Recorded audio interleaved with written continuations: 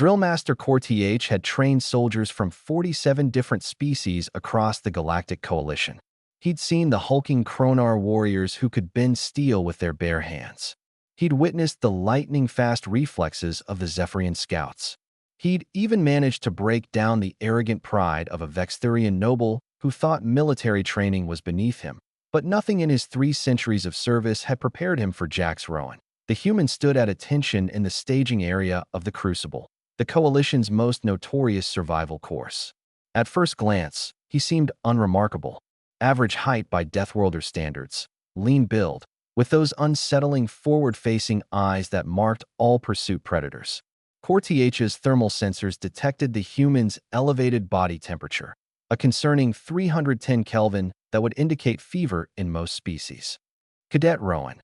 Th's translator rendered his clicking mandibles into standard galactic. You understand the parameters of this exercise? Yes, Drill Master. Jax's voice was calm, almost bored.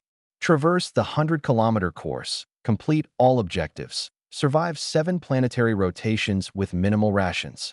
The record completion time is 6 days, 4 hours, Th added, his secondary eyes studying the human's biometrics. Set by a Kronar commando unit working in tandem. Solo attempts typically require the full week. Jax nodded once. Understood, sir.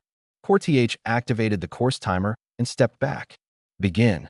The human moved at Th had witnessed many cadets sprint at the start, burning energy they'd desperately need later. Jax didn't sprint. He simply ran, a steady, ground-eating pace that seemed almost leisurely. The drill master watched the human's vital signs on his data pad, frowning as Jax's heart rate elevated to what should have been a dangerous 180 beats per cycle. Except it wasn't dangerous. Not for a Deathworlder. 58 minutes later, alarms began shrieking across the monitoring station. Drill Master, Junior Instructor Vel9's antennae stood rigid with confusion. Cadet Rowan has reached checkpoint 7. Impossible. Th's claws clicked against his data pad. Checkpoint 7 is 40 kilometers into the course, through the Razor Peak Mountains. Biometrics confirm it's him, sir. He's still running. Th pulled up the drone footage. There, navigating the treacherous mountain pass with those disturbingly efficient movements, was the human. His breathing was elevated but controlled. Sweat poured from his skin, that bizarre thermal regulation system Deathworlders possessed. Where's his climbing gear? Th demanded Vel9 check the equipment manifest. He didn't take any, sir. According to the logs, he free-climbed the vertical sections. The drill master felt his blood chill. The Razor Peaks were designed to be impassable without proper equipment. They'd lost 2 cadets to falls before implementing mandatory safety gear. Jax Rowan had simply climbed them with his bare hands at the 1-hour mark. More alarms. Checkpoint 12. The drowning gorge. Th watched in horrified fascination as Jax dove into the frigid water cold enough to induce hypothermic shock in most species within minutes. The human's core temperature dropped, but not critically. He swam through the churning rapids with powerful strokes, his body processing oxygen with an efficiency that seemed to violate thermodynamics. He's not using the bridge, Vel9 whispered. Why isn't he using the bridge? Because it's faster to swim, Th realized, his mandibles clattering with anxiety. Ancestors preserve us, he's optimizing. By hour 2, the command center had filled with instructors, all staring at the screens in disbelief. Jax had cleared the poison gas chamber, holding his breath for an impossible 4 minutes. He'd navigated the sensory deprivation maze in 12 minutes when the average was 3 hours. He'd completed the precision marksmanship trial with a perfect score while his heart rate was still elevated from running. His body isn't slowing down, Medical Officer Tixra observed, her 6 eyes scanning the biodata. He should be in metabolic crisis. Those cortisol and adrenaline levels would kill a Zephyrian. He's from Earth, Th said quietly. A death world where everything is trying to kill you. Those chemicals don't weaken him. They make him stronger. The final challenge was the Gauntlet, a 20-kilometer obstacle course designed to break the spirit of even the most determined soldiers. Barbed wire, mud pits, electrical barriers, and live fire simulation. Most cadets took 16 hours to complete it. Many didn't finish at all. Jax entered the gauntlet at a sprint.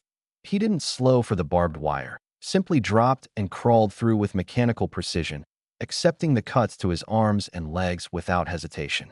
The mud pits that exhausted other species? His muscles, evolved from millions of years of endurance hunting, simply powered through. The electrical barriers designed to teach cadets about pain tolerance?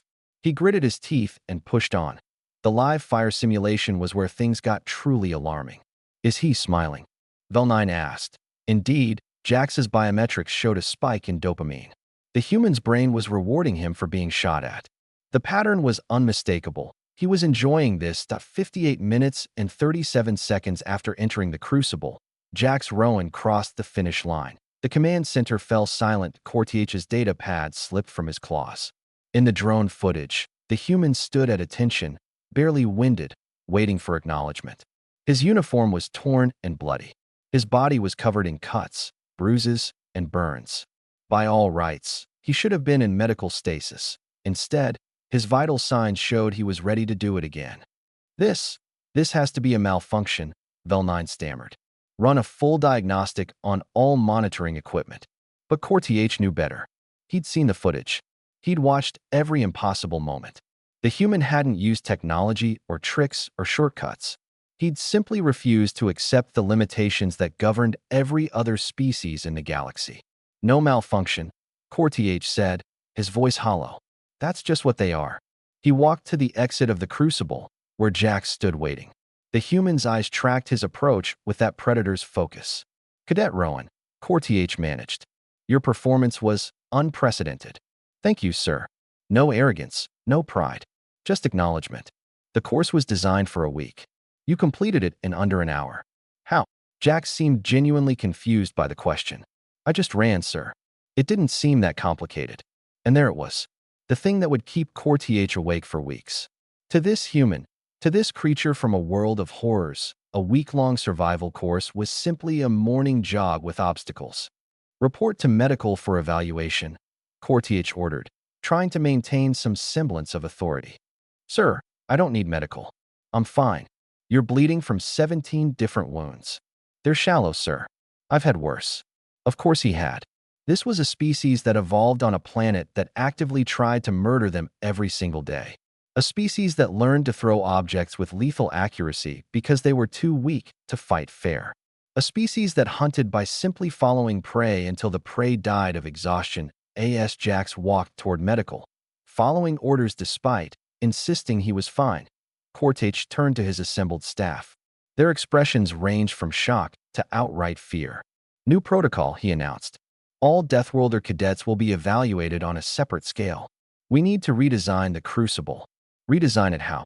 Velnine asked. Cortich looked at the data pad showing Jax's biometrics, still reading as combat-ready despite everything he'd endured. I have no idea, he admitted. How do you challenge a species that refuses to quit? How do you test the limits of beings who don't seem to have any? Somewhere in medical, Jax Rowan was probably arguing with the doctors, insisting that he didn't need treatment for injuries that would hospitalize any other species. And tomorrow, Cortich realized with creeping dread, there would be more humans arriving. The galaxy, he reflected, was going to have to adjust its expectations. Because if one human could do this, what would happen when they came in numbers? That thought terrified him more than anything he'd encountered in 3 centuries of military service. Deathworlders, indeed.